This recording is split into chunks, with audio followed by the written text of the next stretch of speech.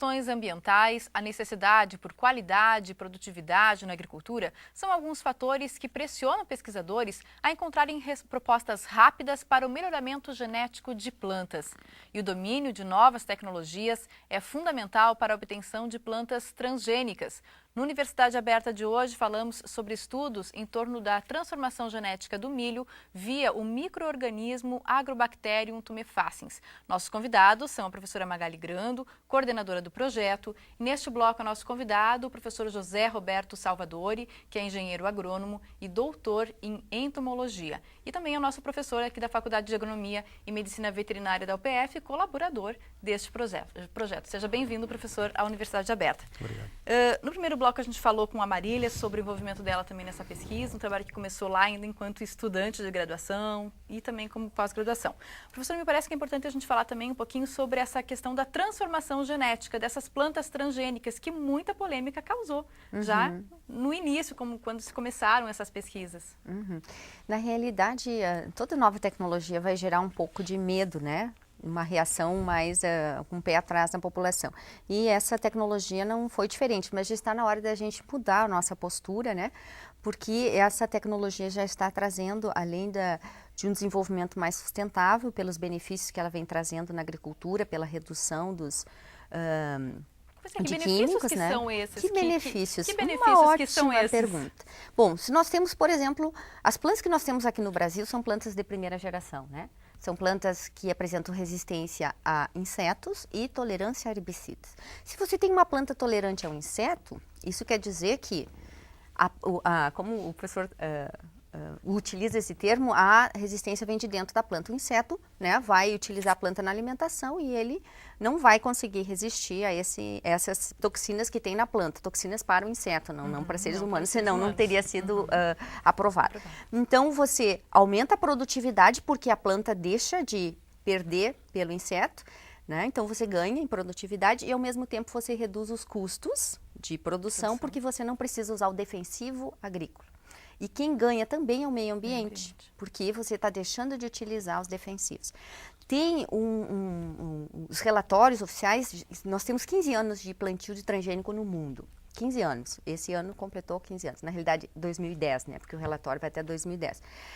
São um somatório de 400 milhões de quilograma de pesticidas que deixaram de ser utilizados por conta só dessas plantas resistentes a insetos e tolerantes a herbicidas. Então, olha a economia que isso traz para a natureza e para o bolso do produtor. Quais as plantas hoje que aqui no Brasil são plantadas a partir dessa transformação genética, né? As sementes que a gente tem já transformadas? A primeira planta que foi lançada no Brasil foi a soja transgênica tolerante a herbicida, ao glifosato. Agora, nós já temos soja também tolerante ao glufosinato, que é outro grupo de herbicida. Em segundo foi o algodão BT resistente à lagarta, né? A lagarta, ela não se utiliza mais da maçã do algodão, né, protegendo, então essa maçã ela fica perfeita para a extração da fibra. E temos algodão também tolerante a herbicidas. E em terceiro nós temos o milho. O milho veio com o gen BT, que é resistência à lagarta, gen de tolerância a herbicida, e hoje nós temos milho. Foi lançado agora, 2 meses atrás, em junho, foi lançado o milho com 3 genes. Tolerância ao glifosato, ao glufosinato e também com gene de resistência ao BT. Então, isso tudo é uma tendência mundial, né, que a gente vai adicionando genes e vai reduzindo os custos de produção e protegendo mais o meio ambiente. Tem um outro dado que é muito interessante, de 2009, acho que vale a pena a gente comentar para a população se dar conta, que só no ano de 2009 no mundo deixou de ser lançado 18 bilhões de quilograma de CO2 na atmosfera, por conta da redução de tratores e maquinário utilizado só na aplicação desses. Então você reduz a aplicação, né, reduz o químico e reduz a poluição, que leva esses efeitos estufa.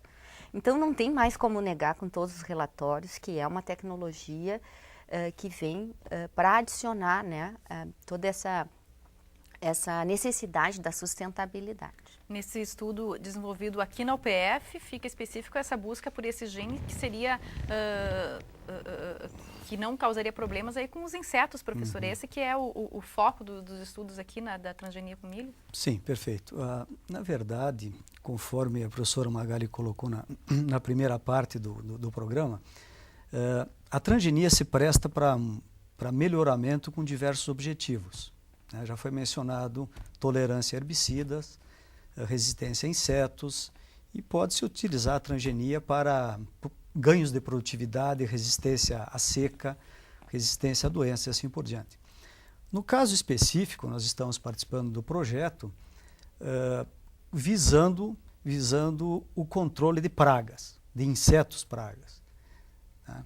Então é uma utilização da transgenia especificamente para insetos. Mas a transgenia tem uma aplicação muito mais ampla. Esse projeto, ele é feito em conjunto com o Centro de Biotecnologia da Universidade Federal do Rio Grande do Sul. Nós temos uma parceria muito forte com esse centro através da professora doutora Célia Carlini. E, então, o trabalho desenvolvido, vamos dizer, especificamente pela parte, vamos dizer assim, que nós atuamos, é visando o controle de pragas, controle de insetos. Foi mencionado que hoje nós temos no mercado milho BT, soja BT, algodão BT. São espécies vegetais com resistência. O nosso objetivo também é resistência a insetos, mas não utilizando o BT. É uma outra forma de resistência que nós estamos vislumbrando. Então, existem várias técnicas diferentes para trabalhar com essa transformação genética. Existem esses genes diferentes também de acordo com cada necessidade? Essa que é a proposta, que seria a proposta? Exatamente. Cada gene, que seria na realidade um pedaço de DNA, falando bem simplesmente, ele vai produzir uma proteína e essa proteína vai determinar uma característica. Então, eu posso pegar um gene de tolerância à seca e ter uma soja, introduzir na soja e obter uma soja tolerante à seca. E essa soja vai ser lançada nos Estados Unidos no ano que vem. Milho também tolerante a frio e seca vai ser lançado. E o trigo vai ser em 2013, vai ser lançado. Então, nós temos, na realidade, diferentes genes. Se eu quero aumentar a quantidade de proteína, o valor nutricional... É possível, sim, ter é possível. Tem um milho que foi lançado ano passado nos Estados Unidos que ele tem 8 genes. Então, ele é um empilhamento de 8 genes, resistência a doenças, principalmente herbicida. Mas os genes que estão entrando para tolerância a estresses ambientais e aumento do valor nutricional estão ganhando espaço, eles estão chegando, não é a segunda geração. Na Europa, por exemplo, a Alemanha e a Suécia e a Tchecoslováquia estão usando uma batata que foi lançada com melhor qualidade de fibras. Né? Então, já estão os produtos melhorados, vamos dizer, para o valor nutricional, estão chegando ao mercado agora.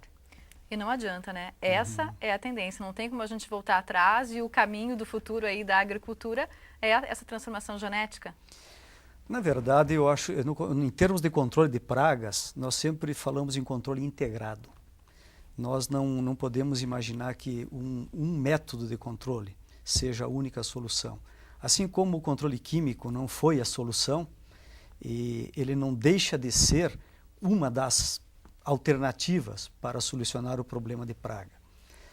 O controle integrado, que é, vamos dizer assim, a forma mais adequada de se tentar resolver o problema de pragas e doenças, ele prevê a união do controle químico com outros métodos de controle. Então, a planta resistente a insetos, ela não vai necessariamente prescindir do uso de inseticidas. Talvez em alguns casos sim, mas existem outras pragas para serem controladas que não são necessariamente controladas pelo gene introduzido na planta. Então nós falamos, é mais correto falar em controle integrado. Né? Então o futuro ele repousa não apenas na biotecnologia, não apenas na agricultura química. Ele repousa na integração dessas estratégias de uma forma harmoniosa, sempre tendo em vista a economicidade e o menor impacto ambiental. No caso de pragas, então, nosso objetivo nesse projeto nós estamos vislumbrando, então, a possibilidade de introduzir na planta de milho um gene, como já foi dito, que vai produzir naturalmente, né, a planta vai passar a produzir naturalmente uma toxina para o inseto. É como se a planta já viesse, né, geneticamente preparada para produzir um inseticida. Não é um inseticida aplicado sobre a planta, mas ele já vem naturalmente. Né, naturalmente. E o inseto, ao se alimentar dessa planta, ele vai ser intoxicado e não vai causar o dano. Todavia, os genes não são, vamos dizer assim, felizmente eles são específicos. O milho, por exemplo, é atacado por várias pragas. E nós vamos, via transformação, tentar resolver o problema de algumas pragas. Né? E as outras, certamente, vão exigir outros métodos de controle. Ok, professora, para a gente encerrar, né, a universidade ela tem que estar realmente caminhando nesse sentido, né, de proporcionar ao aluno e à própria instituição, né, propor, então, pesquisas nesse sentido de trabalhar com essas tecnologias de ponta para que possam impactar na sociedade, que é a sociedade que vai receber aí os benefícios de todo esse trabalho. Sem dúvida, eu acho que a universidade ela atua em várias pontas, né? Gerar conhecimento, transferir esse conhecimento, né? E também é compartilhar com vários setores este conhecimento e causar impactos que sejam positivos, né? Tá certo, então. A gente agradece a participação da professora Magali, também agradecemos a participação do professor José no programa Universidade Aberta desta noite, com todas essas informações aí sobre o estudo desenvolvido por vocês. E parabéns. Obrigada. O Universidade Aberta desta noite apresentou para você estudos desenvolvidos na UPF em torno da transformação genética do milho. Na próxima semana trazemos mais conhecimento científico para você. Até lá!